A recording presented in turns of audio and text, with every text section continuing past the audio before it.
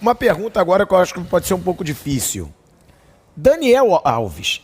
Daniel Alves foi você que levou para o São Paulo, contratou o Daniel Alves para o São Paulo. E como gerou polêmica a situação do Daniel Alves com o São Paulo? Quem tem razão, na sua opinião, nessa treta? Porque é verdade, o Daniel Alves vem a peso de ouro, São Paulo fez um mega projeto, só que, na verdade, tem o lado do Daniel também. Ele não foi pago, né? O São Paulo não pagou. Claro.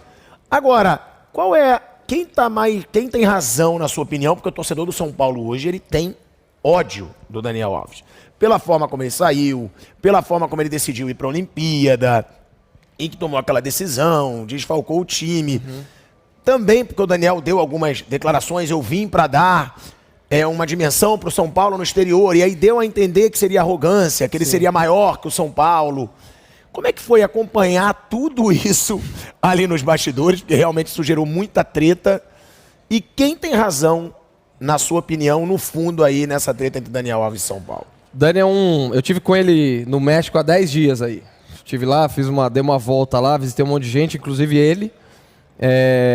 E eu falei pro Dani, porque lá no Pumas estava a mesma coisa. Agora acho que ele ganhou uma, empatou outra e tal, melhorou um pouco, tá dando assistência, tá melhor, né? Ele tá jogando bem, mas enfim, o clube não tava conseguindo ganhar. E eu falei pro Dani, porque eu assisti o jogo dele e tal, né, lá no estádio do Pumas. Eu falei, Dani, pô, você tem uma predisposição em gerar polêmica naturalmente, que é uma coisa de louco, cara. É uma coisa assim, tem jogadores tão caros quanto ele no Campeonato Brasileiro, em clubes brasileiros, que ninguém fala nada, é uma coisa meio natural, mas ele chamou muita atenção. Ele fala. E ele chama, e ele se veste, ele bota chapéu, ele se veste daquele jeito, e ele se comporta assim. Então, ele é muito autêntico. Não, e ele usa a rede social e ele responde. Exato. Ele não fica calado. Ele tira sarro, ele é irônico, né? Dentro da razão dele, é uma coisa que eu respeito. Eu não sou assim, mas enfim, eu respeito o jeito que ele é. O que eu acho, cara, da história do Daniel? Falei algumas vezes disso, né? A gente contratou naquele momento, né, o melhor jogador da Copa América. Quando ele foi contratado, não era o Daniel que as pessoas às vezes comparam hoje. O Daniel teve que ir pro México. Não teve, ele escolheu, me contou toda a história e tal. Mas enfim, ele era um jogador, cara, melhor jogador da Copa América. Copa América que jogou o Soares, jogou o Arrascaeta, jogou o Neymar, jogou o Messi. Pô, jogou um monte de craque. E ele foi eleito e ele jogou muito aquela Copa Não, o Neymar América. na dele não jogou. O Neymar não, é verdade. O Neymar tava fora, O Cebolinha jogou muita bola naquela Copa América. Jogou muito. Então tiveram um monte e ele, tanto é que quando a gente contrata, tem 80 mil pessoas no Morumbi esperando ele. Tem conselheiros, diretores, etc., no palco junto com a gente. Todo mundo assinou o contrato, todo mundo ficou feliz, todo mundo soltou fogos. Conselheiros que depois atacaram, mas na hora estavam, né? Então, assim, aí o que acontece? Ninguém pode falar, tentando responder a tua pergunta, quem tem razão, que o Daniel Alves é um mau jogador. Aquele Campeonato Brasileiro onde o São Paulo era líder, o Daniel estava jogando. E bem. E se perguntar pro Fernando Diniz, ele quer ele de novo. Ele vai desembarcar amanhã no Fluminense. Eu quero. E ele tem todo ali um componente. Quanto será... Eu estava lá no México o dia que foi vendido o Antony, né? E aí eu falei pro Dani, quanto será que tem de participação tua no Antony? Que é o que ninguém vê, é o intangível. O Antony que estava na reserva quando o Dani chega. Que hoje são amigos demais. Então, quanto que o Antony ajudou? Daí, quanto que o Dani ajudou? Aí o Dani me contou um monte de coisa, que levou o Antony não sei aonde, falou que o Dani falar num determinado momento com o Antony com psicóloga. Então, assim, peraí, tem um outro ganho aqui, cara. Tem um outro ganho, assim, tem uma outra coisa que ele faz, além da parte de campo. Mas, enfim, ele estava jogando. Que quem tá fora do clube não vê. Não vê. E não é pra ver mesmo, porque é difícil de ver. Né? Eu não culpo quem não vê, porque não tem elementos para que você veja.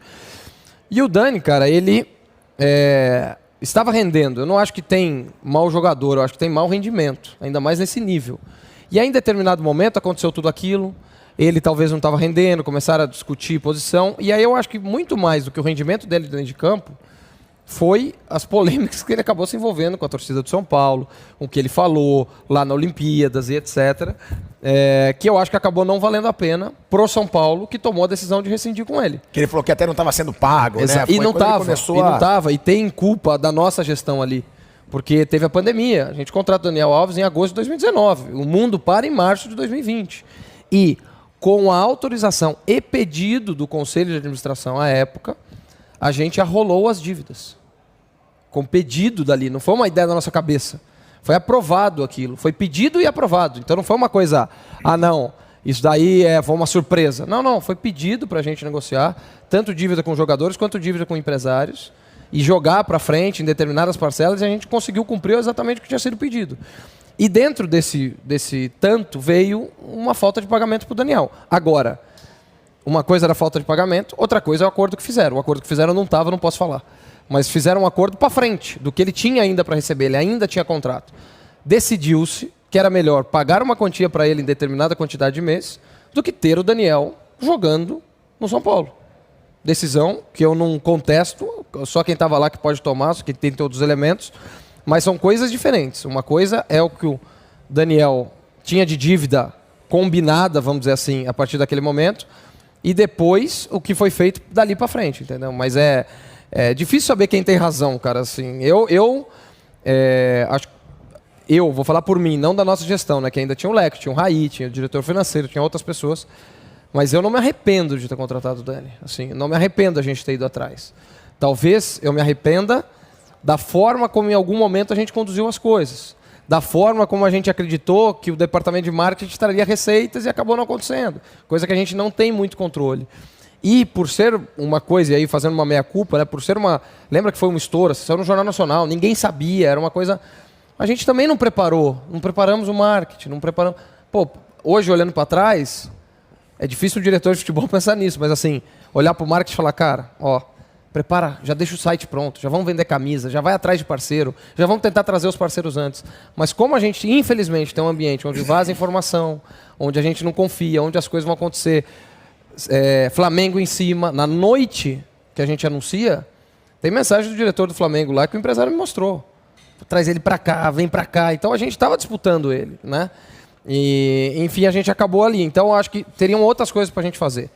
Eu acho que a contratação ela foi acertada naquele momento, mas talvez com outros elementos dentro. Eu acho que é uma mistura dos dois mundos. Não trouxe todo o retorno de marketing que vocês esperavam. Exato. Embora, aí o São Paulo foi uma vez campeão nos últimos 10 anos, se Deus quiser, e eu torço muito para isso, vai ser agora no dia 1º de outubro, mas na vez que foi campeão, o Dani estava ali. Né, que foi uma aposta. O São Paulo precisa ser campeão a todo custo. As pessoas precisam... Ele estava ali, ele jogou. Não jogou a final porque estava machucado. Mas ele jogou. Então também tem o seu outro lado. Então, mas quando estava campeão, ele estava ali. E o Dani, cara, um barato. Assim, você vê, às vezes, as pessoas que olham de fora, né? Pô, o Dani deve ter raiva do São Paulo, o Dani deve ter não sei o quê. Ele chamou, eu conversando com ele, né? Daí ele chamou a esposa dele, os amigos que estavam ali. E aí, qual que é o único jogo que eu assisto? O que eu faço? Não. Horário do jogo do São Paulo, ninguém pode mexer com ele. Ele falou, assisto todos. Tem acho que um outro jogador São Paulino lá no Pumas. Aí ele, esses dias ele chegou, falou que tinha perdido. Não acreditei e tal. Eu tenho o maior carinho, sou São Paulino, sou São Paulino. Então você vê que ainda é autêntico aquilo. Só que ele, como profissional, ele separou o que era a função dele como jogador e o que cabia a ele dar e receber e o que era o sentimento dele como torcedor. Isso é legal, porque até hoje o Daniel Alves é São Paulino, porque a torcida do São Paulo massacra o Daniel Alves e tem a razão dele, o torcedor, pela forma, pelas polêmicas, mas o Daniel não. O Daniel continua torcendo pro São Paulo. Super com carinho, cara. Assim, eu continuo com muito carinho, assim. Eu tive lá e vi, não foi ninguém que me falou não, cara. Ele falou, não, eu torço.